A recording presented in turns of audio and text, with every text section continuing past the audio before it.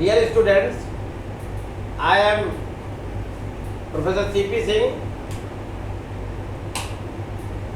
I shall discuss in this lecture contract with Parda Rasin women. पर्दा नसीन women ऐसी महिलाओं कह सकते हैं जो पर्दे में रहकर समाज से कुछ अर्थों में पृथक जीवन बिता रही हैं। उन्हें सांसारिक बातों का विशेष नॉलेज नहीं है, इसीलिए अल्लाह उनको प्रोटेक्ट करता है। ऐसी औरतों को इजीली वर्ग लाया जा सकता है।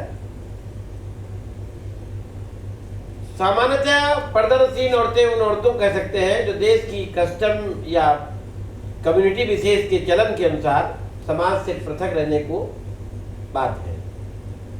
इसलिए इनके साथ जो भी कंटेक्ट करता है उसे यह प्रूव करना होता है कि उसने पर्दानसीन महिला को कंटेक्ट कराने के पहले सब कुछ समझा दिया था और उसने समझ लिया था।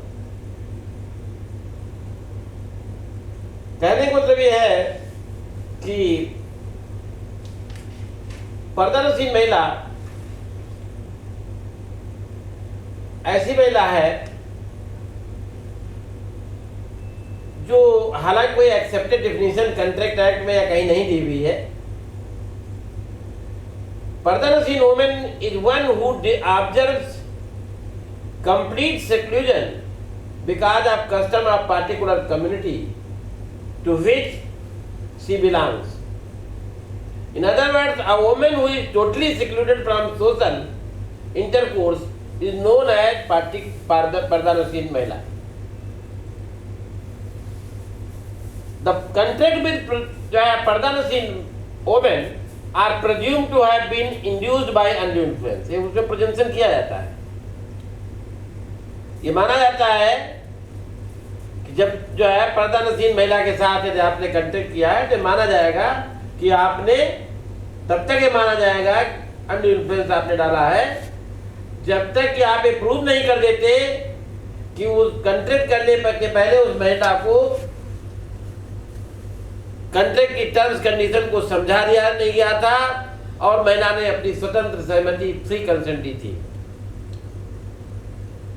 वेल्लासी और फकीरन के केस में सुप्रीम कोर्ट ने कहा है कि पर्दानसीन स्त्रियों की संविदा में बर्डन ऑफ प्रूफ हमेशा जो है बाहर पर या जो है कंट्रैक्ट कराने वाले पर रहता है कि दस्तावेज असली हैं और रजिस्टर्ड हैं तो ये प्रेजम्पशन किया जाता है कि उसका एग्जीक्यूशन भी लॉ के अनुसार हुआ है। हर केस में न्यायालयों को वाद के तथ्यों के आधार पर निश्चित करना पड़ता है संविदा पर्दानसीन महिला के साथ हुई थी या नहीं हुई थी। वैसे समाज से पूर्ण रूप से पृथक रहने वाली महिला को पर्दानसीन महिला की श्रेणी में रखा जा सकता है। शेख इस्माइल और अमीनत बीबी 1902 का केस है। एक महिला जिसने अपने रजिस्ट्रार के समक्ष दस्तावेजों पर साइन किए थे, एक दूसरे मुकदमे में अदालत में गवाही देने गई थी, मकानों को किराए पर स्वयं उठाती थी, स्वयं किराया उठाती थी। क्या आप इसको पर्दानसीन महिला कहेंगे? नहीं कहेंगे। भले अनपढ़ क्यों न हो, भले घूंघट निकाल के क्यों न रहती हो, भले बुरके में क्यों न रहती हो, इसको पर्दानसीन नहीं माना जाएगा क्योंकि वो जो है समाज से कुछ सीमा तक अलग रहने वाली महिला को पर्दानसीन की श्रेणी में नहीं रखा जा सकता है। कवरानी मदनावती एवं अन्य versus Raghunath Singh and others 1974 के केस में एक अनपढ़ और रोगग्रस्त औरत जो फिजिकली और मेंटली कमजोर थी, कोई देखरेख करने वाला भी नहीं था, दो भाई नशेड़ी थे और उसने अपनी संपत्ति डिफेंडेंट के फेवर में ट्रांसफर कर दी थी। तब भी यह नहीं माना गया कि वो पर्दानसीन नहीं थी क्योंकि कोई भी महिला मात्र अनपढ़ या अज्ञानी होने के आधार पर उसे जो है पर्दानसीन की श्रेणी में नहीं रखा जा सकता है। हमेलो वर्सेस जंगशेर सिंह 2002 में पंजाब में हरियाणा हाई कोर्ट के सामने एक केस आया था जहां पर अनड्यू फ्रॉड मिसरिप्रेजेंटेशन का तर्क दिया जाता है। वहां ये साबित करने का भार बर्डन ऑफ प्रूफ जो है संविदा undue influence, fraud and misrepresentation से नहीं कराई गई थी, उस व्यक्ति पर होता है जो संविदा को इस आधार पर अवैध घोषित कराना चाहता है। परंतु जहां पक्षकार शासित संबंध की स्थिति में होता है, वहां साबित करने का भार उस व्यक्ति पर जो इच्छा को अनुशासित करने की स्थिति में है। तो कहने का मतलब यह है कि ऐसे केसेस में भी जो है, ऐसा नहीं है कि पर्दानशीन महिला के साथ जो है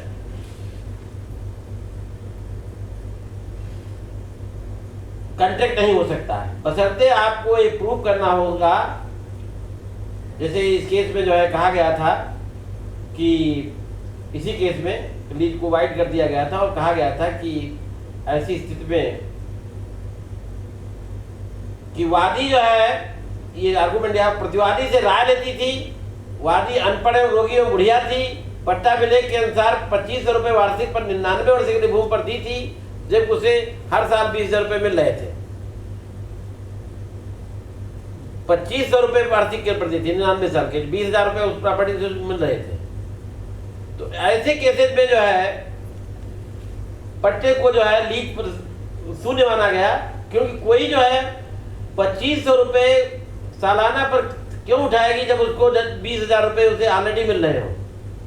तो ये माना गया कि जो है, और दूसरी पार्टी ये प्रूव नहीं कर पाई कि जो है उसकी कंसेंट फ्री थी। एक मुंशी मुजीबुर रहीम वर्सेस शमसुन्निसा बेगम का एक केस है। ऐसे केसेस में पर्दानशीन महिलाओं के केसेस में प्रूफ जो है उस पार्टी को होना करना पड़ता है जिसने जो है